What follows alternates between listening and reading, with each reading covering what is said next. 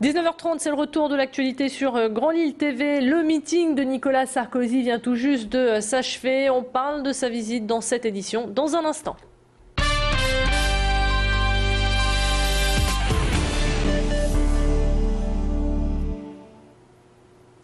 Nicolas Sarkozy était à Lille aujourd'hui. Le candidat à sa propre succession pour les présidentielles est arrivé en train ce midi avec à ses côtés Rachida Dati et Nathalie Kosciusko-Morizet, son porte-parole.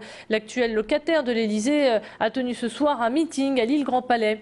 Avant de se rendre à Lille, Nicolas Sarkozy s'est arrêté au centre de formation des apprentis du Virolois à Tourcoing. Après une visite des locaux, il a rencontré les professeurs, les élèves et leurs parents, car la formation est l'un des thèmes qui a été abordé ce soir lors de son meeting. Une visite suivie par de nombreux journalistes, dont nos reporters Élodie Bernachon et Macha Grunessen. Qu'est-ce qui est le plus difficile? Le plus difficile dans le métier ou dans l'apprentissage? Dans ce que vous faites. L'entreprise ou ici? L'entreprise a des exigences plus élevées et forcément il y a un compte à rendre. Donc il y a plus de pression. Plus de pression, il faut être sérieux, on ne peut pas forcément plaisanter et tout ça. Donc ici on peut plaisanter? Ouais, plus facilement, c'est sûr. Merci. Bonne fin de journée. Mais vous, bonne carrière surtout. Merci. Et devant les locaux de ce centre de formation, un comité d'accueil pas très chaleureux attendait le candidat à la présidentielle. À l'appel de la CGT, de nombreux enseignants ont manifesté contre les suppressions de postes qui frappent notre région.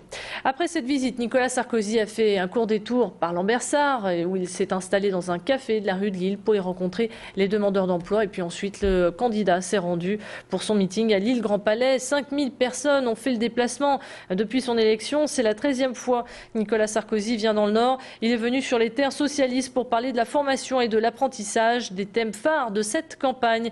Élodie Bernachon et Macha Grunessen ont rencontré pour nous des militants UMP venus l'écouter et le soutenir. Je pense que c'est très bien. Il est arrivé assez tardivement, mais je pense que c'est celui qui propose le plus de solutions concrètes. Formidable. De toute façon, c'est un candidat exceptionnel, donc il n'y a pas de souci. Il va tenir la barre très haute. Ça fait peut-être une semaine que la campagne a lancé, mais vraiment on sent que Sarkozy donne tout, il attendait que ça, on le voit, on est là pour le soutenir. Ça a l'air dynamique, je pense que ça va durer. Ce qu'il y a demandé, c'est que ça dure, et qu'on aboutisse à quelque chose de bien. Dans le reste de l'actualité et toujours en politique, selon le sondage d'un quotidien régional, un nordiste sur 4 envisage de voter pour le Front National aux prochaines élections présidentielles. Un sondage pas si étonnant que cela quand on sait qu'en 2002, Jean-Marie Le Pen était arrivé en tête lors du premier tour dans le Nord-Pas-de-Calais. Marine Le Pen marche-t-elle sur les traces de son père? Pour Pierre Mathiot, directeur de Sciences Po Lille, le profil des intentions de vote a évolué avec le temps. À cela s'ajoute une relation particulière qu'entretient Marine Le Pen avec ses électeurs. Il analyse pour nous les chiffres de ce sondage au micro de Pierre Beauvillain. Les jeunes étaient plutôt fermés, hostiles au vote Front National, et on voit que c'est pas le cas, ou c'est moins le cas. Et aussi les personnes âgées. En fait, les deux bouts étaient en général hostiles, et là, on voit que les intentions de vote sont à peu près égales dans toutes les catégories d'âge. Ce qui reste quand même caractéristique du vote Front National, c'est le niveau de diplôme et la nature des emplois. C'est-à-dire, en gros, plus on est diplômé, moins on est attiré par les thèses du Front National et moins on vote pour le Front National. Donc ça renvoie aussi au métier qu'on exerce, évidemment. Donc ça veut dire que ça reste quand même malgré tout un électorat plutôt populaire et avec un niveau de diplôme peu élevé. L'actualité du jour est aussi marquée par une tentative de suicide au centre du Prévert à Roubaix qui dépend du centre hospitalier de la même ville. Une infirmière d'une quarantaine d'années aurait pris des anxiolytiques pour mettre fin à ses jours. Transportée d'urgence à l'hôpital, cette personne est actuellement hors de danger. Le syndicat auquel elle était affiliée invoque un geste désespéré lié aux conditions de travail. La direction de son comté réfute cette hypothèse. Une enquête interne a été lancée.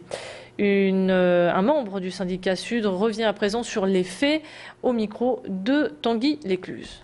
Le contexte de ce geste, c'est celui d'un burn-out qui se ressent d'ailleurs au niveau de toute l'équipe, où on demande sans arrêt aux gens d'en faire toujours plus, de bouger les congés, de bouger les repos. Ses collègues aussi ont exprimé ce matin en CHSCT toute leur souffrance et ce que vivait cette collègue et ce que eux vivaient aussi.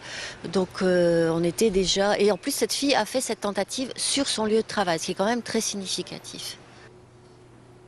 Il fait bon vivre à Lille, on le savait déjà, mais cette fois-ci, ce sont les automobilistes qui ont remporté la palme de la courtoisie au volant. Le magazine Auto Plus a testé le comportement des conducteurs dans 10 villes du pays et a attribué un 17,4 sur 20 à la capitale des Flandres. Bon élève, le nordiste laisse facilement passer les piétons, que ce soit sur un passage clouté ou en dehors, et s'énerverait moins au volant que la moyenne française. Pour le responsable de la sécurité routière de la région, la venue des radars au feu rouge a joué un rôle important dans le comportement des automobilistes. La priorité est de plus en plus donnée aux piétons pourrait être l'un des facteurs qui encourage les automobilistes à lever le pied. C'est vrai que les relations piétons-automobilistes, ça s'améliore. On voit de plus en plus d'automobilistes respecter les piétons. Bon, avec la nouvelle réglementation qui est annoncée que le piéton a toujours raison, peut-être inciter les automobilistes à dire après tout on s'arrête si on ne veut pas être condamné. Mais bon, les piétons ont des droits de plus en plus, mais ont aussi des devoirs. Il ferait pas mal aussi de respecter leurs devoirs, bien prendre les passages piétons qui ne sont pas là pour décorer la ville, ils sont là pour la sécurité. Voilà, c'est la fin de cette édition. Merci de votre fidélité. On se retrouve dans un instant pour vos prévisions météo avec une bonne nouvelle pour ce week-end. C'est le retour du soleil.